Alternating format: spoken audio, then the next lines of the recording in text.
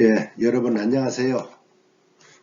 오늘은 그 40번째 시간입니다. 여러분들 열심히 잘 달려왔습니다. 오늘은 이 근대화에 대해서 알아보겠습니다. 저번 시간에 얘기했듯이 강화도 조약에 의해서 조선의 빗장이 열렸죠. 네, 그 이후에 어떻게 됐는지 한번 알아보도록 하겠습니다. 자, 요것만 알고 가자. 근대화 과정에 보면은 우리가 근대화를 하기 위해서 이제 적극적으로 조선에서 나서는데 통리기무아문을 설치해서 통리기무아문에서 근대화 계획을 실시를 하고자 합니다. 근데 그 개화파가 수구파와 급진파로 분열이 되죠. 네, 그리고 이모군란이 일어납니다. 그리고 갑신정변이 일어나게 되고요. 동학농민운동까지 일어나서 사실 그 근대화가 되는 과정에서 이런 큰 사건들이 일어나는데 그게 어떻게 흘러가는지 한번 보도록 하겠습니다. 여러분들 이런 게 있었다 하는 것만 머리에 넣으시고 뒤에가 다 설명을 하니까 여러분들이 뭐 크게 부담 가질 필요는 없습니다. 자, 개화에 관한 문제들. 자, 개화파는 사실 그 수구파와 급진파로 이렇게 나누는데 사실 뭐 이렇게 나누는 것도 그렇게까지 나눌 필요도 없지 않나 하기도 해요. 왜 그런가 하면 이제 어디라도 보면은 개항을 하거나 변혁이 있을 때 거기에 맞춰 나가려고 개혁이 있는 반면에 좀 천천히 가자 하는 그 보수파가 있기 마련이거든요. 근데 우리가 요거는 뒤에 이제 그 갑신정변에서도 문제가 되니까 우리가 굳이 이렇게 나눠서 한번 보도록 하겠습니다. 그래서 수급파들은 동도서기론, 그죠? 예. 도는 우리 걸 따르고 기술이나 이런 것들은 서구에서 들여온다 하는 동도서기론. 수구파들은 보통 보면 이제 김홍집, 어윤중, 김윤식 같은 분들이 그 수구파라고 우리가 보면 되겠습니다. 거기에 비해서 급진파는 문명교화는 한 번에 뒤엎어버려야 된다는 거죠. 모든 걸 다 그냥 엎어버려야 된다라는 것이죠. 그래서 그게 누군가 하면 김옥균, 박영효, 서광범, 홍윤식 같은 사람들입니다. 그래서 그렇게 나눠져 있었다 하는 것인데 이걸 두 번 자르듯이 수급파, 급진파 이렇게 나누는 것은 참 큰 의미는 없는 것 같고요. 이런 분들이 있었다 하는 것만 여러분들이 아시면 되겠습니다. 그래서 개화를 하기 위해서 근대화를 하기 위해서 통리기무아문을 설치를 합니다.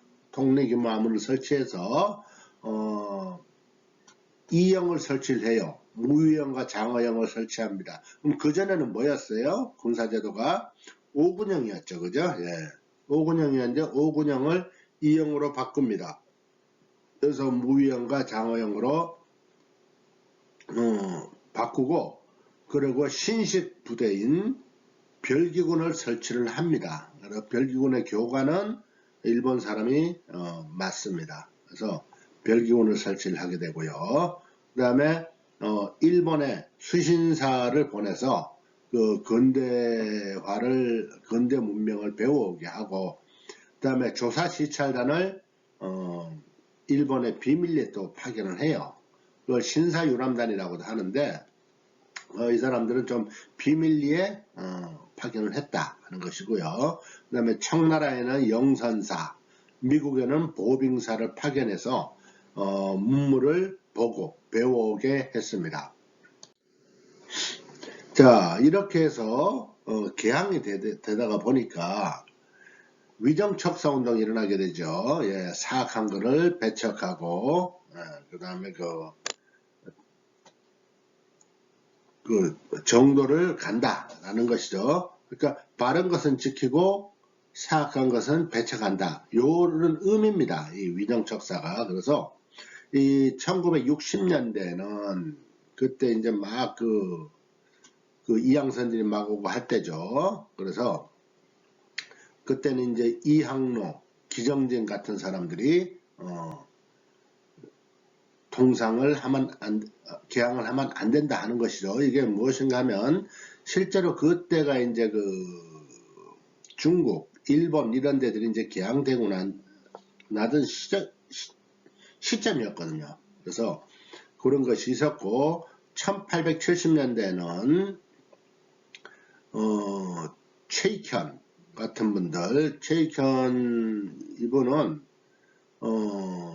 이 개항 반대 소도 올리고 했어요. 그리고 그 이후에는 의병 활동을 하다가 잡혀서 대마도에 유배를 가게 됩니다. 이 위정척사운동의 아주 대명사라고 볼 수 있겠죠. 그 1880년대는 이제 개화 반대 운동으로 이만선이라는 분이 영남만인소를 올리게 됩니다. 그래서 사실 이 근대화 과정에서 이렇게 유림들의 반대가 좀 셌다. 이렇게 여러분들이 보시면 되겠습니다. 자, 아무튼 이렇게 위정척사운동은 이제 이렇게 간단하게 알아보기로 하고요. 자, 근대화가 이제 시작이 됐죠. 그래서 근대화가 시작이 되다가 보니까 그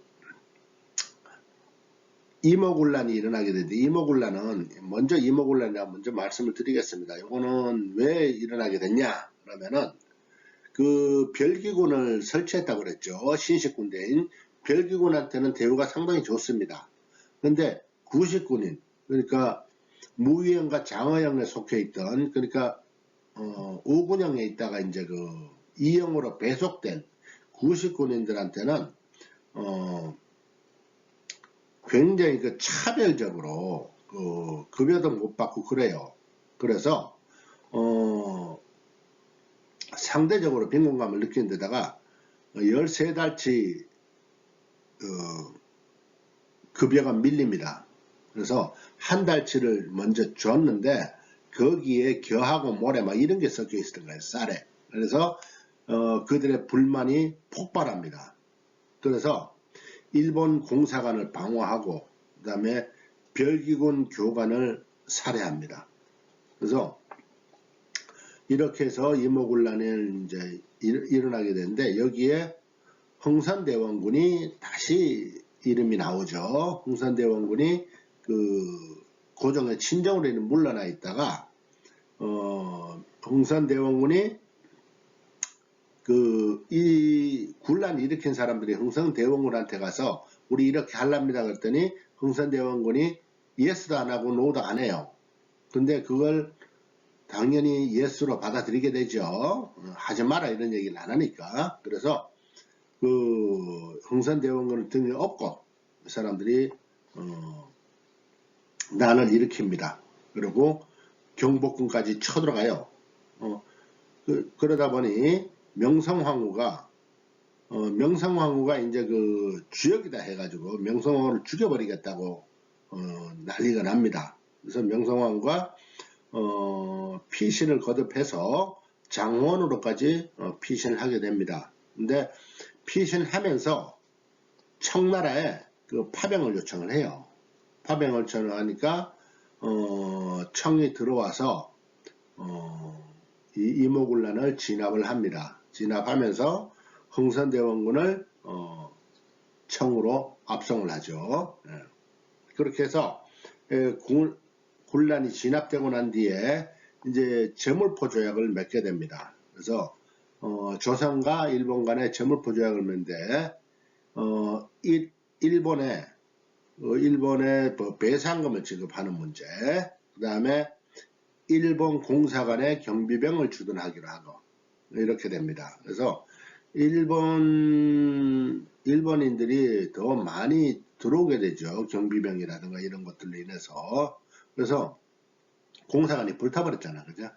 그리고 또 일본 교관이 살해되고 뭐 이랬으니까. 그래서 이런 일본을 강화시키는 제물포 조약이 체결이 됩니다. 이모군란으로 인해서 뭐가 됐다고요? 제물포 조약.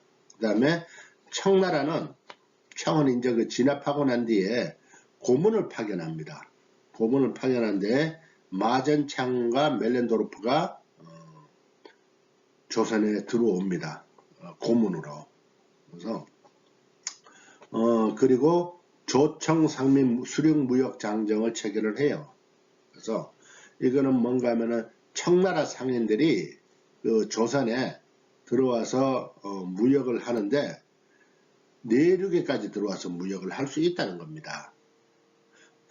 이게 무슨 의미인가 하면 일본이 강화도 조약 이후에 이제 걔네들이 그 개항을 시켰지 않습니까? 세 개항을 개항을 시켰는데 두 개항이죠. 네, 개항을 시켰는데 그 사람들은 그 거류지 무역만 할 수 있어요. 거기에서 그 반경 내에서만 할 수 있는 건데 이 조청상민 수령무역장정은 청나라 상인들이 내륙에까지 들어올 수가 있어요.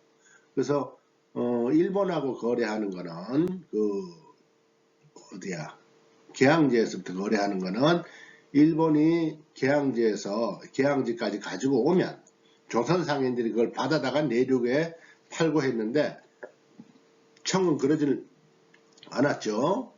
내륙까지 바로 들어올 수 있으니까 바로 가지고 올 수 있었다는 거죠. 그래서 그 내륙까지도 점차 청이 장악을 하게 됩니다. 그 이모군란이 일어난 2년 뒤에 갑신정변이 일어납니다. 그러니까 이게 근대화를 하는 과정에 이모군란이 일어나면서 이모군란을 진압한 청이 그 고문도 파견하고 그 다음에 모든 것을 제약을 하다가 보니까 이 근대화가 지지부진해요. 지지부진하니까 아까 개화파의 분열에서 얘기했듯이 그 급진파들이 기회를 보고 있었어요. 계속 근대화를 해야 된다라는 거. 근데 마침 그때 청나라가 베트남에 그 파병을 하게 돼요. 그래서 그걸 계기로 해서 우정국 낙성식 때 정변을 일으킵니다. 그래서 수구파였던 한규직, 윤태준, 그 다음에 민태호, 민영목 같은 민씨 명성황후의 그 일족들이 대거 들어왔다고 그랬죠. 그 사람들이 살해되고 신정부 수립이 되었다는 것을 선포를 합니다. 그래서 성공했죠. 그렇지만 성공한 지 3일 만에 청나라가 다시 개입하면서 3일 천하로 끝이 납니다. 근데 이 갑신정변을 일으킬 때 일본이 이 급진개화파를 돕기로 했었는데 사실 일본이 돕질 않았어요. 그래서 청군이 개입하면서 3일 천하로 끝이 나고 갑신정변의 주역들은 일본이나 이런 데는 망명을 합니다. 그 갑신정변이 일어나고 난 뒤에 이제 텐진조약이 맺어져요. 텐진조약은 청나라와 일본 간에 맺어지게 되는 거죠. 그래서 청나라와 일본은 즉시 조선에서 군대를 철수한다. 그리고 향후에 파병할 일이 있으면은 서로에게 통보하기로 합니다. 이 텐진조약에서 요거 텐진조약에서 이렇게 얘기한다 하는 거를 여러분들이 머리에 넣어 두시면은 뒤에도 이해하시기가 쉽습니다. 텐진조약에서 어떻게 했다고요? 중요한 거 일단 군대를 다 철수하고 한나라에서 조선에 파병할 일이 있으면은 그 내용을 알린다 라는 것이죠. 네, 그거를 여러분들이 아시면 되겠습니다. 한성조약은 이제 그 일본하고 조선이 맺어진 건데요. 일본에 배상금을 지불하고 일공사관을 신축하는 걸로 이렇게 해서 또 부채가 쌓입니다. 그렇죠? 그렇게 해서 갑신정변이 3일 만에 끝이 납니다. 그러다 보니 조선은 일본과 청나라의 힘겨루기가 시작이 됐다. 시작이 됐다기보다 본격화가 됐다 이렇게 보면 되겠죠. 그런 와중에 러시아가 이제 또 부동항을 찾는다 해서 남하를 이 사람들이 이제 기획을 해요. 그러다 보니까 영국이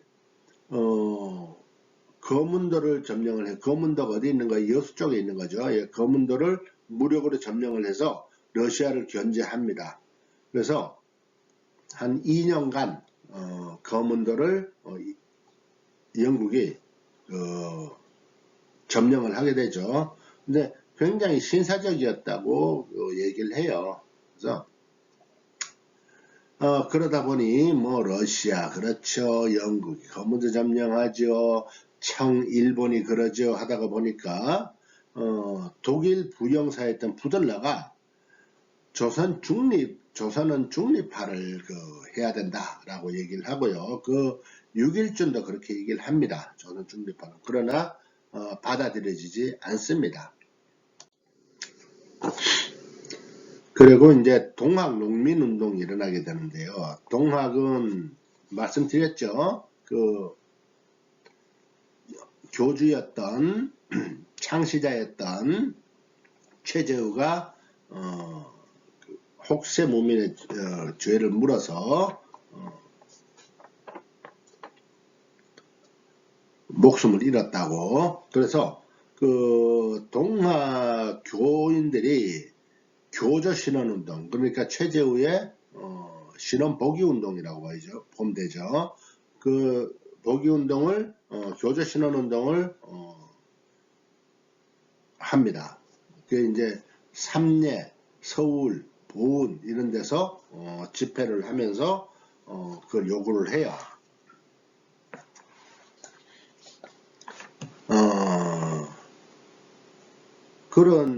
그런 와중에 고부농민봉기가 일어나게 되는데요. 고부농민봉기는 뭔가면 이거를 동학농민운동이라고 우리가 얘기를 합니다. 그래서 이게 원인이 뭔가 하면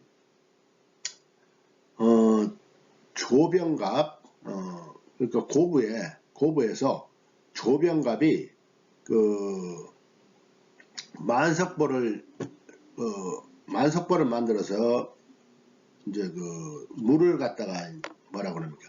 농사에 필요한 물을 저수지를 만드는 거죠. 볼을 만들어서. 근데 요거를 만석벌을 만들 때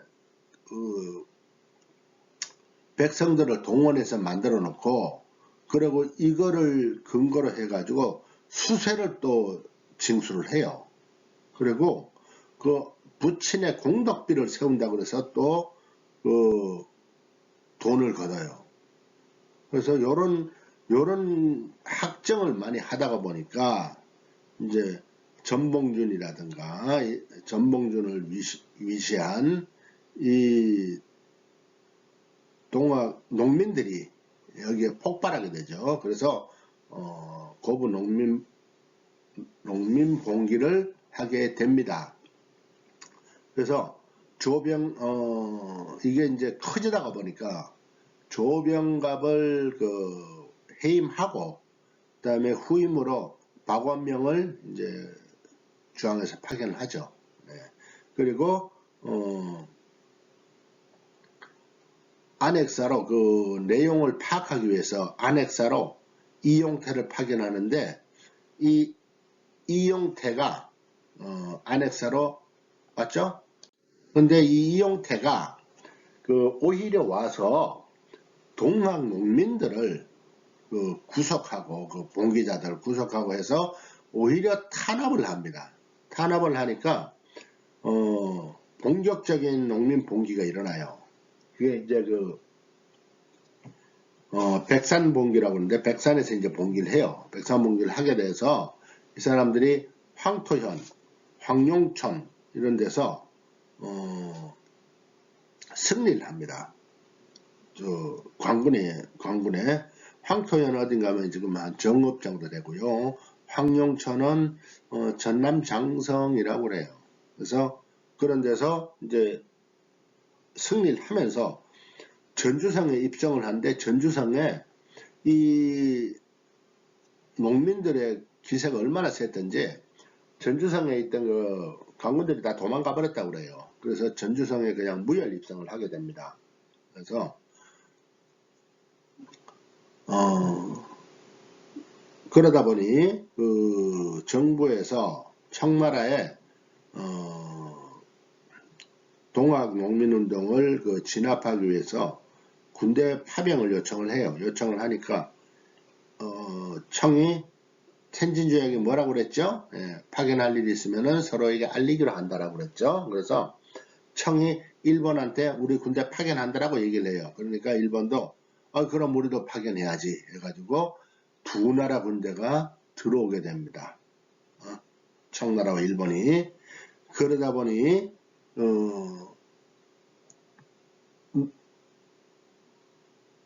농민 봉기를 일으킨 사람들이 화들짝 놀랬죠. 외국 군대가 두 군데나 들어오니까. 그래서 급하게 그 전주에서 그 관군들하고 정부하고 화약을 맺습니다. 화약을 맺고 화약을 맺으면서 동학에서는 집강소라는 걸 설치를 해요.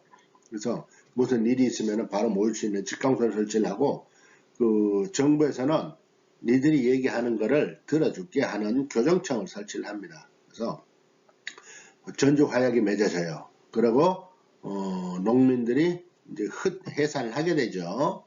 자, 그런데 문제는 그렇게 해서 끝났으면 좋은데 그 일본하고 청나라가 조선에 들어왔잖아, 그죠? 근데 이제 뭐하러 들어왔어요? 동학운동을 진압하러 들어왔던 거예요. 근데 전주 화약을 맺어갖고 다 없어져 버렸어. 그러면 가야 될 거 아니에요, 그죠? 그래서 청이 일본한테 야 이제 그 화약 맺고 끝났으니까 가자 했더니 일본에서 얘기를 합니다.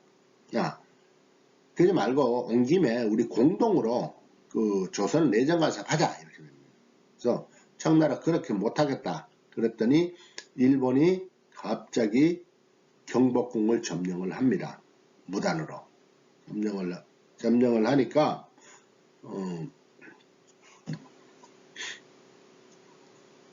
그 청나라에서는 거세게 반발을 하죠. 그 당시 그때까지만 하더라도 청이 그 조선을 소국 아닌 소국처럼 지배하고 있었으니까. 그래서 청이 반발을 하니까 일본이 아산만에 정박 중이던 청의 함대를 기습하는 그 청일전쟁을 일으킵니다. 청일전쟁에서 일본이 이기죠. 예. 그리고 그 조선의 그 정부를 뭐라고 그래야 되나요? 조선에서는 이제 갑오개혁이 시행이 돼요. 갑오개혁은 3번에 걸쳐 시행되는데 그건 다음 시간에 제가 얘기를 하겠습니다. 갑오개혁을 시행하는데 여기에 일본의 입김이 들어가게 된다 하는 것입니다. 자, 이렇게 되니 그 농민들이 이게 지금 이용태 탄압이 문제가 아니다. 일본을 배척해야 된다 해서 다시 봉기를 하게 됩니다. 그래서 남접과 북접이 연합을 하게 되는데요. 남접에서는 이제 전봉준, 그 다음에 북접에서는 최시영이 5달 내립니다. 그래서 합쳐서 물론 최시영이 처음부터 5달 내렸던 건 아닌데 어쨌든 연합을 해서 연합을 해서 봉기를 하게 됩니다. 그렇지만은 우금치 전투, 우금치는 지금 공주죠. 우금치 전투에서 패배하면서 동학농민운동도 끝을 맺게 됩니다. 네, 여러분들 오늘 뭐 재미있었나요? 지겹나요? 지겨웠다고 그러면은 강사를 욕하셔도 됩니다. 여러분들 아무튼 고생 많았습니다. 다음 시간까지 안녕히 계세요.